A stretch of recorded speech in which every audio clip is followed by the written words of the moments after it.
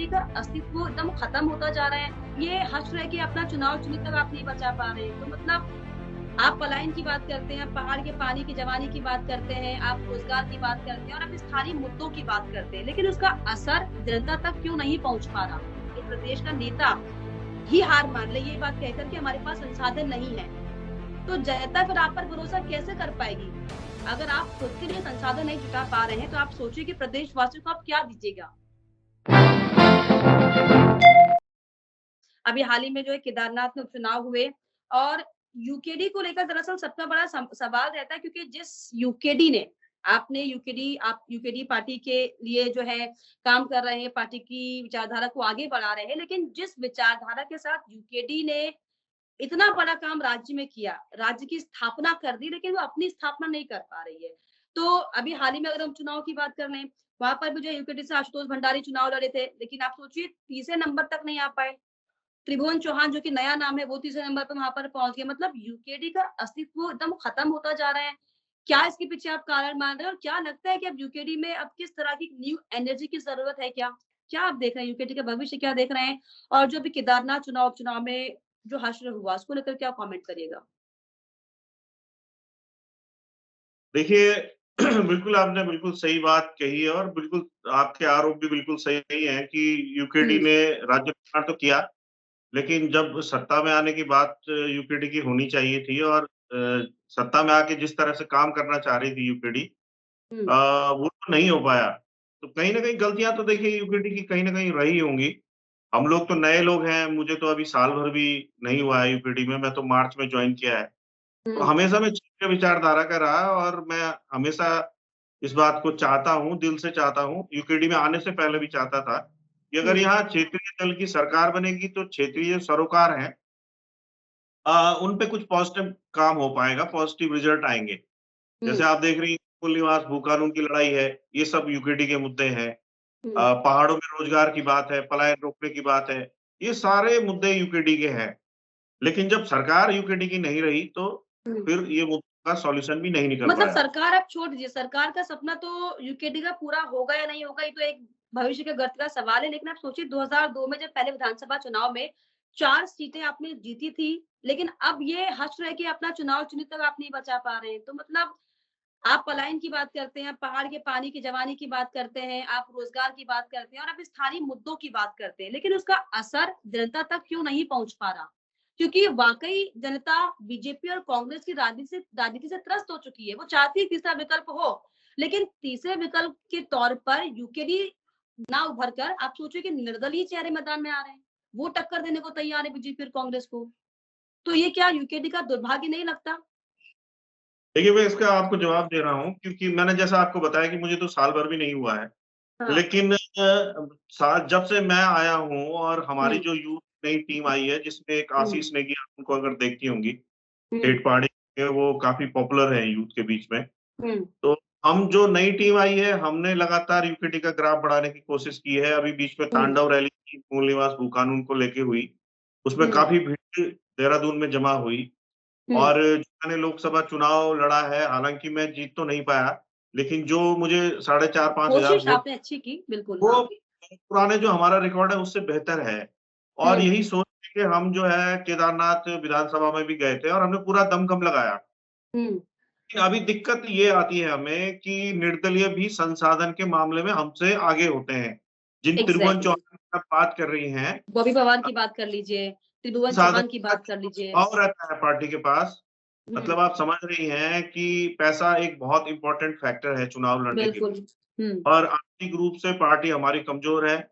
हुँ, प्रत्याशी के पास हमारे बहुत कम पैसा होता है। हम लोगों ने खुद ही क्राउड फंडिंग करके किसी ढंग से उनको चुनाव डॉक्टर हुँ, आशुतोष भंडारी को लड़ाया। हुँ, लेकिन कहीं न कहीं संसाधनों का जो अभाव है, उसका सबसे बड़ा हमें नुकसान होता है और हुँ। यही कारण है कि हम लोग लगातार जो वोट हमें मिलता है, हालाँकि हम जनता हमें चाहती है कि हम चुनाव जीतें, लेकिन बिल्कुल, जब सत्ता ये लोगों की पहली प्रायोरिटी यूकेडी है। आप सोचिए मैं भी बहुत पसंद करती हूँ यूकेडी को, क्योंकि यूकेडी ने ही हमको जन्म दिया।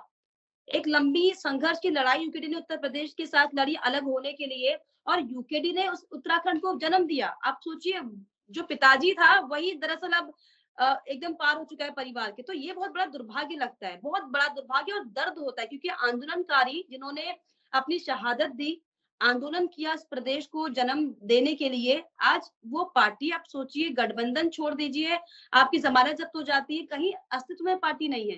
तो ये बहुत ज़्यादा दुखदाई है उन आंदोलनकारियों के लिए भी और आज की प्रदेश की जनता के लिए भी। और जिस तरीके से आप ये कह रहे हैं कि चलिए आपको अभी 1 साल का समय हुआ है, तो क्या कहिएगा आशुतोष जी, 1 साल में आपने क्या रिव्यू किया? आपको क्या लगा कि पार्टी में जो है किस तरीके से बदलाव आना चाहिए या फिर जनता तक अपनी बातों को कैसे पहुँचाएँगे आप? क्योंकि अगर एक प्रदेश का नेता ही हार मान ले ये बात कहकर के हमारे पास संसाधन नहीं है, तो जनता फिर आप पर भरोसा कैसे कर पाएगी? अगर आप खुद के लिए संसाधन नहीं जुटा पा रहे हैं, तो आप सोचिए कि प्रदेशवासियों को आप क्या दीजिएगा? देखिए संसाधन जुटाने का तरीका अगर गलत है तो वो तो हम नहीं कर पाएँगे। जो हुँ, भाजपा और कांग्रेस करती है वो तो हम नहीं कर पाएँगे। हम हुँ। शराब तो नहीं बाँट पाएँगे, पैसा भी हम नहीं बाँट पाएँगे। ये तो लोग तो क्या यही क्रांति करते लेकर आएगी यूकेडी? यूकेडी क्या क्रांति लेकर आएगी जिसका असर 2027 में दिखेगा? देखिए, इसका एकमात्र तरीका जो हमने निकाला है, वो यही है कि यूथ हमसे ज़्यादा से ज़्यादा कनेक्ट हो, क्योंकि हुँ, लड़ाइयाँ सारी यूथ की है हुँ, और यूथ काफ़ी हमसे जुड़ भी गया है और आने वाले 27 के चुनाव में आप देखेंगे भी, हम लोग कोशिश कर रहे हैं कि हम 10 विधानसभा चयनित करें, हुँ, जहाँ हम जो है क्योंकि हम पूरी 70 सीटों पे उतनी शक्ति तो नहीं झोंक पाएँगे क्योंकि संसाधनों का निश्चित रूप से अभी भी हम अगर प्रयास करेंगे तो 70 सीटों लायक संसाधन नहीं बना पाएँगे, क्योंकि हुँ, ईमानदारी से काम भी करना है। तो हुँ, हम लोग कम से कम 10 सीटों पर ईमानदारी से चुनाव लड़ेंगे, वहाँ के लिए संसाधनों की भी व्यवस्था बनाएँगे, बना भी रहे हुँ, हैं हुँ, और जब संसाधन होंगे तो संगठन भी मजबूत होता हुआ आपको दिखाई देगा। हुँ, क्योंकि जिन जिन लोगों को धरातल पे काम करना है, उनको गाड़ियाँ दौड़ाने के लिए, तेल भरने के लिए, खाना खाने के लिए, चाय पीने के लिए भी पैसा चाहिए हुँ। और हम किसी को ये नहीं कह सकते कि आप अपना जेब से पैसा लगा के नहीं, लेकिन लोगों तक पहुँचने के लिए तब्दील तो करिए। नहीं तो ये लगता कि सारी किसी व्यवस्थाएँ कीमत की बन रही है, ज़रूरत होगी? ये आप व्यवस्थाएँ खुद बन रही पौड़ी में रहते हैं, आप कितने क्षेत्र में घूमते हैं, आप खुद ही आप इतना तो अगर आप लोगों से मुलाकात कर रहे हैं, बातचीत कर रहे हैं, तो कोई ना कोई पार्टी का आधार तो होगा जिस पर भरोसा प्रदेश की जनता करे। और क्योंकि अगर हम बॉबी पवार की बात कर लें, तो आप सोचिए कि उन्होंने पूरा उनके पास भी कोई पार्टी की तरफ से कोई फंड नहीं था, लेकिन लोगों ने चंदा इकट्ठा किया, क्योंकि ऐसी भूमिका बॉबी पवार ने बनाई।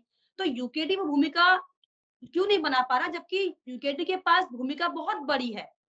बहुत बड़ा आधार उसके पास है कि उसने इस उत्तराखंड को जन्म दिया है। अगर वो पहाड़ की, रोजगार की, पलायन की बात भी ना करे, तो अगर आप इस उत्तराखंड को जन्म देने के बात को लेकर जनता तक जाएँ, तो क्यों नहीं विश्वास करेगी? क्योंकि अब जनता बीजेपी, कांग्रेस से त्रस्त हो चुकी है, इसका असर दिख रहा है चुनाव दर चुनाव। देखिए, आप बॉबी पंवार हम में तुलना इसलिए नहीं हो सकती कि बॉबी हाँ। पंवार क्षेत्र विशेष से आते हैं, हुँ, वहाँ का बड़ा संगठित समाज है, जो जौनसार का समाज है, हुँ। वहाँ जब भी आपने चाहे मुन्ना सिंह चौहान का मामला हो, यानी चाहे जाति के समीकरण पर अब आप आ गए। बिल्कुल, जौनसार और गढ़वाल कुमाऊँ की जो एकता हुँ, है, समाज की एकता, हुँ, उसमें एक अंतर है। वहाँ हुँ, का समाज बहुत ही ज़्यादा संगठित है और जब हुँ, उन्हें कोई भविष्य का नेता दिखाई देता है, तो वो सारे लोग हुँ, संगठित होने के लिए हुँ, लामबंद भी होते हैं, पैसा भी जमा करते हैं। और हुँ, देखिए आर्थिक रूप से भी हमसे ज़्यादा संपन्न भी हैं वो लोग। अगर आप गढ़वाल का इलाका देखेंगी हुँ, या गाँव का इलाका देखेंगी, उससे हुँ, ज़्यादा संपन्न इलाका है वो। चाहे हुँ, खेती किसानी की बात आप करें, चाहे बाग-बगीचे की बात करें, चाहे टूरिज़्म की बात करें, हर क्षेत्र में वो संपन्न है। और हुँ, क्योंकि वो ट्राइब कम्युनिटी से आते हैं, उनको एसटी का भी लाभ मिलता है, तो सरकारी नौकरियों में भी उनके बहुत सारे लोग नौकरियाँ लगते हैं, जो हुँ, लाभ हमारे गढ़वाल या कुमाऊँ के क्षेत्र विशेष को नहीं मिलता है।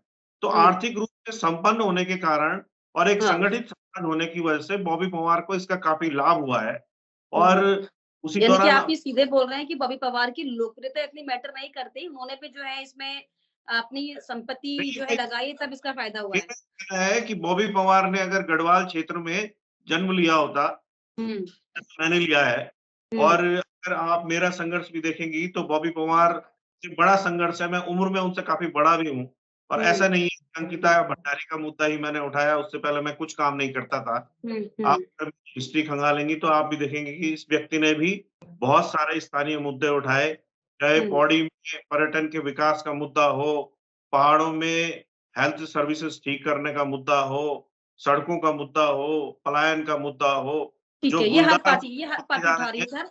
होते हाँ, हो, ऐसे में तो हम आशुतोष जी, उठाते आप हैं। हाँ, लेकिन जो गढ़वाल क्षेत्र का समाज है, मैं तो ये सीधा-सीधा मेरा कहना है कि वो उतना संगठित समाज नहीं है, जितना हुँ, जौनसार का समाज है और उसका कहीं न कहीं लाभ बॉबी पवार को मिला है। निश्चित रूप से लाभमंद लोग हुए हैं। लोगों ने फंडिंग की है बॉबी पवार के लिए गाँव-गाँव ने और मैंने तो आज तक गढ़वाल क्षेत्र में किसी भी नेता के लिए कोई फंडिंग होते हुए आज तक नहीं देखा।